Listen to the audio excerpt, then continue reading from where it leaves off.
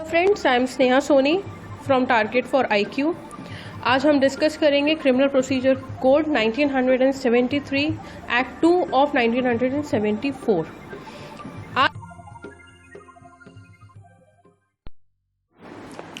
आज हम लोग कुछ बेसिक इंपॉर्टेंट फैक्ट्स डिस्कस करेंगे अबाउट द CRPC।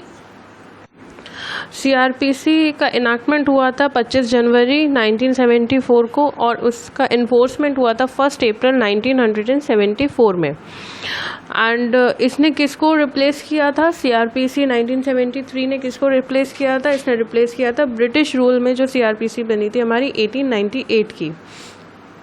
अगर हम बिल्कुल ग्राउंड लेवल पे जाके देखते हैं तो CRPC ने बेसिक जो प्रिंसिपल अडॉप्ट किया था ऑफ 1973, उसका बेसिक प्रिंसिपल डराइव होता है from article 50 of the constitution, जो बात करता है डायरेक्टिव प्रिंसिपल की, जिसमें है separation of judiciary from executive.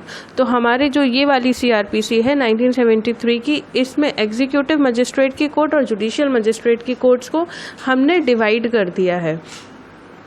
Total chapters 37 हैं, सेक्शंस 484 हैं एंड शेड्यूल्स 2 हैं। अगर हम एडिशन के बाद बात करें, जब हमारा 7A एडिशन आया है और एक 21A चैप्टर में एडिशन आया है, तो टोटल हमारे पास 39 चैप्टर्स होते हैं। नेचर ऑफ द कोड कैसा है?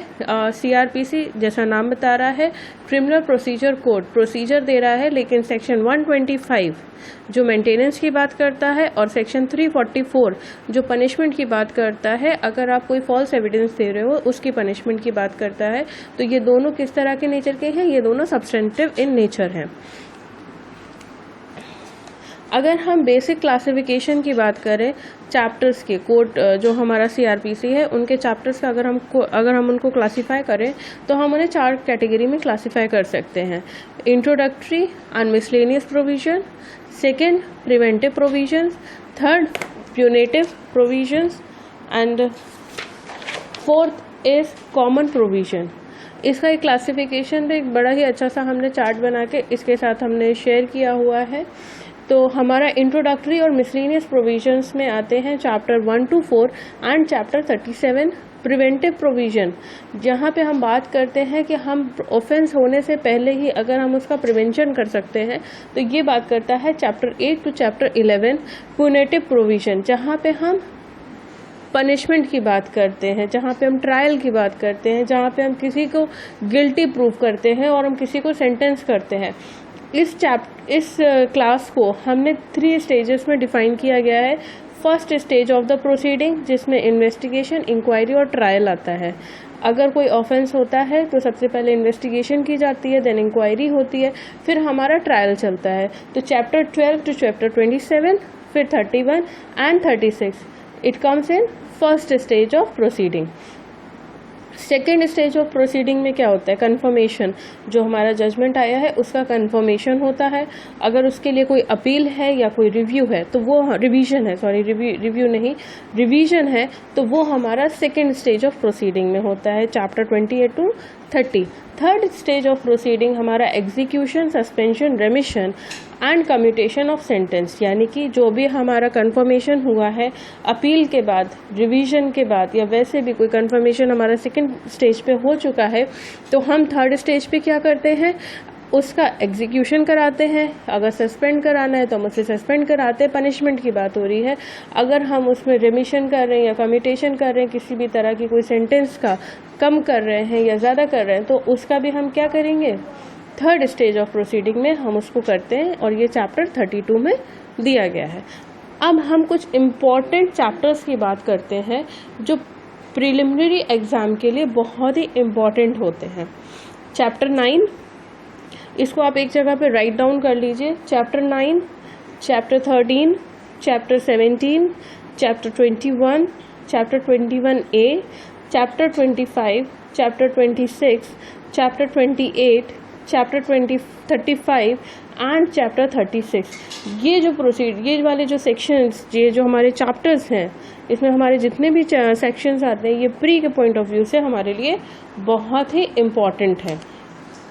अच्छा, कई बार हम क्या करते हैं कि हम इंटरलिंक करके पढ़ते हैं कुछ सेक्शंस को, तो हमें पता नहीं होता है कि हमें किस सेक्शन को किसके साथ जोड़ के पढ़ना है।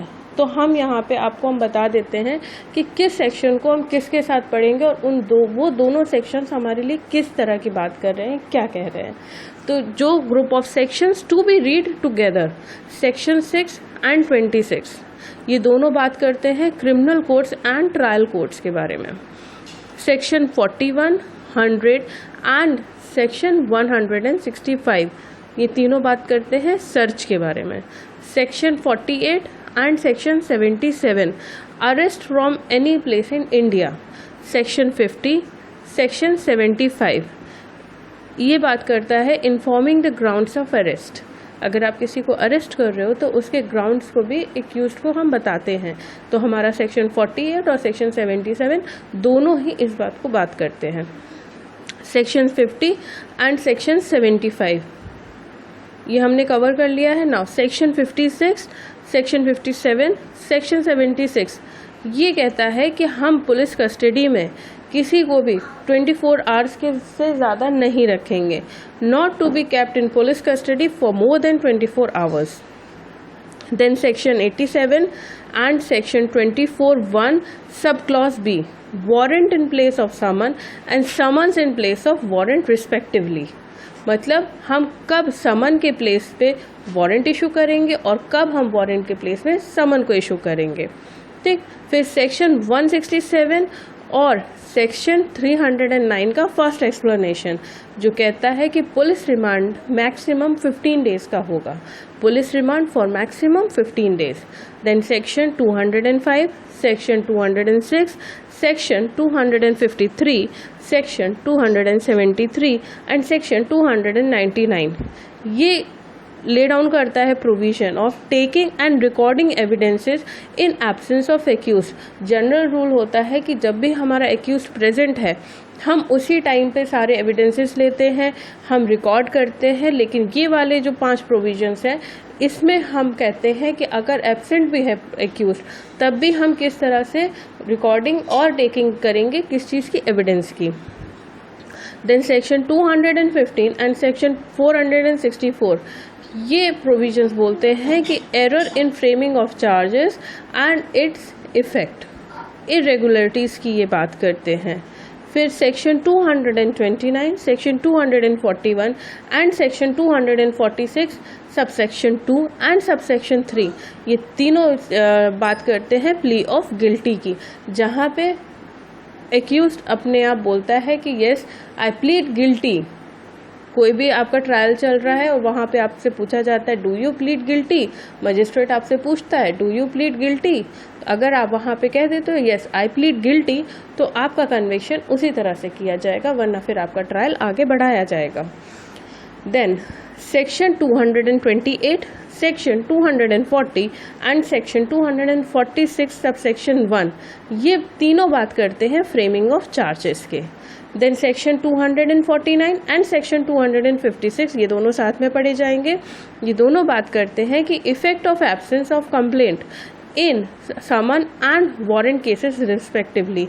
जहाँ पे कंप्लेनेंट नहीं आ रहा है, चाहे वो केस कैसा है, समन का है या वारंट का है। ठीक है, ये हमने कुछ सेक्शंस आपको डिस्कस किए हैं जो हमको साथ में पढ़ने होते हैं।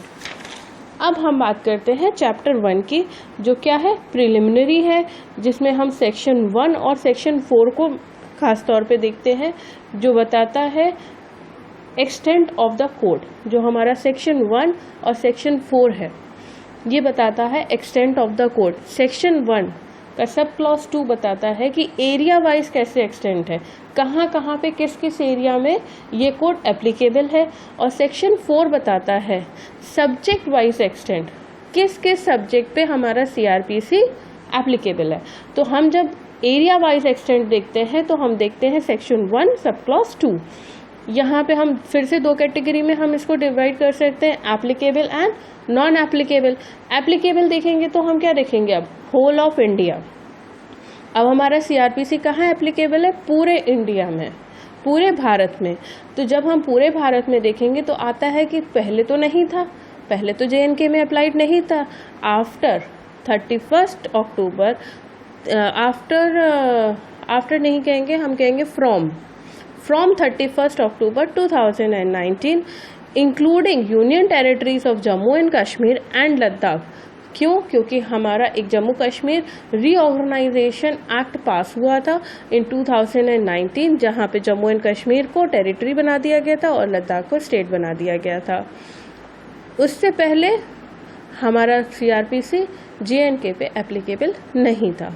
नॉट एप्लीकेबल अगर हम देखेंगे, अगर आपसे क्वेश्चन में आता है कि जम्मू एंड कश्मीर में कब एप्लीकेबल हुआ या कब नहीं एप्लीकेबल था, तो हम बोलेंगे टिल 30 अक्टूबर 2019 हमारा CRPC वहाँ पे एप्लीकेबल नहीं था। सेकंड आता है state of Nagaland and scheduled areas. State of Nagaland में क्यों एप्लीकेबल नहीं है? Because there was a case जहाँ पे state of Nagaland versus union of India का केस आया था, जिसमें ये बोला गया था कि हमारे नागालैंड में आपका CRPC एक्ट नहीं करेगा। हाँ, CRPC के चैप्टर 8, चैप्टर 10 और चैप्टर 11 नागालैंड में और शेड्यूल एरियाज में एप्लीकेबल हैं। बट अगर स्टेट गवर्नमेंट, वहाँ की स्टेट गवर्नमेंट चाहती है कि हम बाकी का CRPC भी एप्लीकेबल कराए, तो एक उसको नोटिफिकेशन देना होगा ताकि वो सारे सेक्शंस ऑफ CRPC क्या करे, अप्लाई कर सके। ये हमारा हो गया एरिया वाइज एक्सटेंड। अब हम देखेंगे सब्जेक्ट वाइज एक्सटेंड। अब CRPC को हम सिस्टर बोलते हैं, सिस्टर एक्ट बोलते हैं किसका? IPC का। CRPC अधूरी है IPC के बिना और IPC अधूरी है CRPC के बिना। तो जो भी ऑफेंसेस हमारे IPC में डिफाइंड है, वहाँ पे CRPC मैंडेटरीली यही अप्लाई होगी।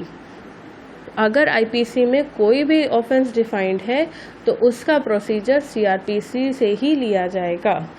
सेकंड बोलता है अगर कोई ऑफेंस IPC में नहीं है डिफाइंड, किसी और एक्ट में डिफाइंड है, तो वो एक्ट में भी उसका प्रोविजन दिया होगा, प्रोसीजर दिया होगा कि उस पर किस तरह से प्रोसीजर होना है। लेकिन अगर वहाँ पे प्रोसीजर एब्सेंट है तो वहाँ पे CRPC अपना रेजिड्यूरी एप्लीकेशन कराएगी, मैंडेटरी नहीं कराएगी, रेजिड्यूरली अपना एप्लीकेशन कराएगी।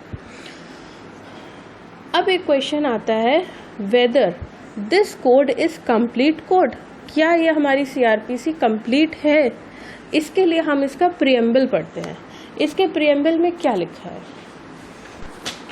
N act to consolidate and amend the law relating to criminal procedure.